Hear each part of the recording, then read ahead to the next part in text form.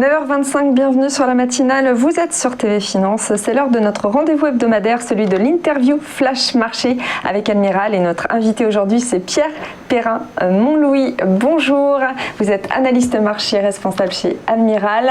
Alors aujourd'hui, vous avez décidé de parler de cette perte de vitesse de Tesla, notamment sur le marché chinois. Bonjour, tout à fait. Alors une perte de vitesse assez surprenante, mais surtout j'allais dire un bazar qui s'est installé depuis jeudi dernier du côté de Tesla, avec deux rapports très contradictoires qui sont sortis d'affilée. Un premier donc jeudi dernier qui annonçait une perte de vitesse au niveau des livraisons de Tesla, moins 27% pour le mois d'avril, qui anticipait jusqu'à moins 50% des livraisons pour le mois de mai, donc un rapport catastrophique. Et presque immédiatement contredit en début de semaine par un second rapport de Reuters qui lui, au contraire, voit plus 29% de hausse des livraisons pour le mois d'avril. Donc jusque-là, incompréhension du côté des investisseurs, ça entretient les doutes légitimes aujourd'hui sur Tesla, et d'ailleurs on le voit bien au niveau du cours, qui stagne vraiment autour de sa moyenne à 200 jours. On est dans l'hésitation, on ne comprend pas bien ce qui se passe, mais en parallèle, et là à plus long terme, c'est vraiment ce qui nous inquiète. On a un marché chinois qui devient de plus en plus compliqué pour Tesla, avec des concurrents qui émergent et qui évidemment sont fortement soutenus par Pékin, Pékin qui a décidé d'accélérer sa transition vers les véhicules électriques et qui forcément dans ces cas-là subventionne très largement les concurrents de Tesla. Or Tesla lui est en difficulté, on a de vrais risques de ralentissement, mais surtout quand on regarde les livraisons de Tesla, aujourd'hui le marché chinois représente plus de 37% des livraisons de Tesla. C'est un marché valorisé 175 milliards de dollars. Donc effectivement, si la concurrence arrive très largement soutenue par Pékin, ça pourrait mettre en danger le cours de l'action.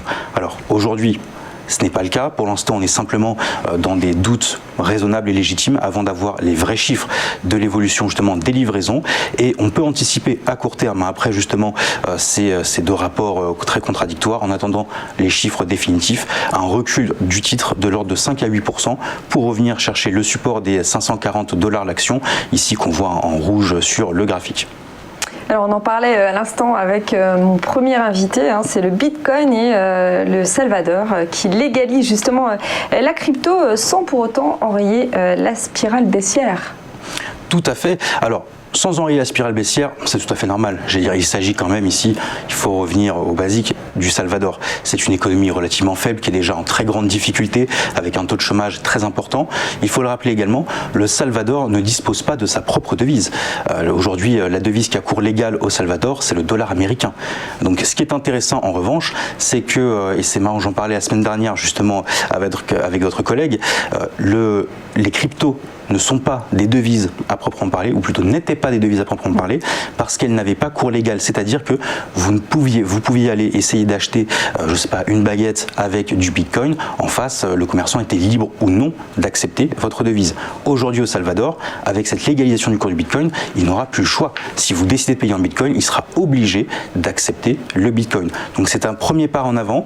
Alors un pas plus symbolique qu'autre chose, puisque, comme on l'a rappelé, sur le niveau du Salvador, on est quand même dans une situation compliquée, sur une économie qui est relativement petite à l'échelle mondiale. Maintenant, ça conforte ici simplement l'idée que le Bitcoin est en train de partir, de prendre vraiment de la puissance, d'intéresser de plus en plus d'institutionnels, et en particulier sur le marché latino-américain, qui jusque-là était très dépendant du dollar américain, parce que, outre le Salvador, on a aussi des pays comme le Venezuela, l'Argentine, qui régulièrement connaissent de vrais soucis vis-à-vis de leur taux de change, de leur devise nationale, et qui se tournent de plus en plus vers le Bitcoin. Donc la question, c'est est-ce qu'on n'aurait pas un mouvement de fond plus profond, un petit peu à l'image de l'Asie, d'une dédollarisation de la zone au profit du coup du Bitcoin, qui ferait office, comme autrefois on serait plutôt passé par l'once d'or pour stabiliser les cours et les échanges, maintenant on passerait plutôt par les Bitcoins. Et puis bien sûr aujourd'hui, c'est la journée tant attendue avec cette fameuse réunion de la BCE et le compte-rendu de la conférence de presse par Christine Lagarde. Alors, a priori, on s'attend à un statu quo. Tout à fait. Alors, c'est-à-dire que c'est l'annonce, majeure et la plus attendue de la semaine aujourd'hui pour l'ensemble des investisseurs, à la fois européens mais aussi américains. Que va-t-il se passer? Alors, concrètement, au niveau effectivement des taux directeurs, à 13h45, aucun changement attendu. Des taux directeurs qui vont rester à zéro, un taux de facilité des dépôts qui devrait rester en négatif à moins 0,5%. En revanche, ce qui focalise l'attention, c'est la conférence de presse de 14h30 animée par Christine Lagarde pour savoir que va-t-il se passer dans les mois à venir vis-à-vis du quantitative easing qui se poursuit? Alors, on a bien compris, on ne veut plus utiliser ce mot-là officiellement au sein de la BCE. En attendant, toujours est-il qu'il est là. Et la question, c'est est-ce qu'on va ou pas ralentir ce quantitative easing? Alors, l'arrêter, ce serait impensable, mais au moins commencer à ralentir progressivement. On sait qu'il y a un vrai débat au niveau des banquiers centraux de la zone euro, évidemment avec les conservateurs d'un côté qui, dès le début, étaient opposés à cette action de la Banque centrale, les autres qui trouvent ça aujourd'hui très arrangeant. Et la question sera de savoir comment on va trancher, puisqu'on a déjà un euro qui est quand même particulièrement fort, qui, alors, aujourd'hui est un petit peu en dessous des 1,22, mais est en train de tester et de progressivement casser le niveau des 1,22. C'est pénalisant pour la zone euro puisque ça renchérit nos exportations à l'étranger. Ça pourrait commencer à poser des difficultés de compétitivité au niveau des changes. Et surtout, si jamais on devait avoir un ralentissement du quantitative easing, on pourrait avoir un impact immédiat sur à la fois l'euro, mais sur les marchés boursiers européens.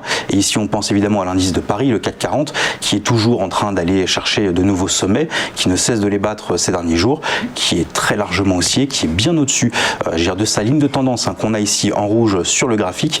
On est très éloigné, mais si jamais on devait avoir un ralentissement programmé justement du quantitative easing, la bourse de Paris pourrait bien décrocher, ici venir corriger brutalement et revenir sur ses précédents niveaux autour des 6400 points, voire même en dessous. Ce qui permettrait un peu de volatilité.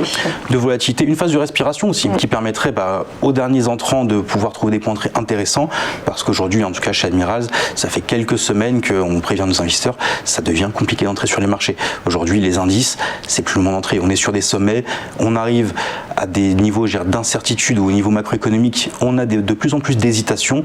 Donc là, il faut attendre et chercher des points de repli technique pour pouvoir se positionner. Bon, on va guetter ce compte rendu début d'après-midi.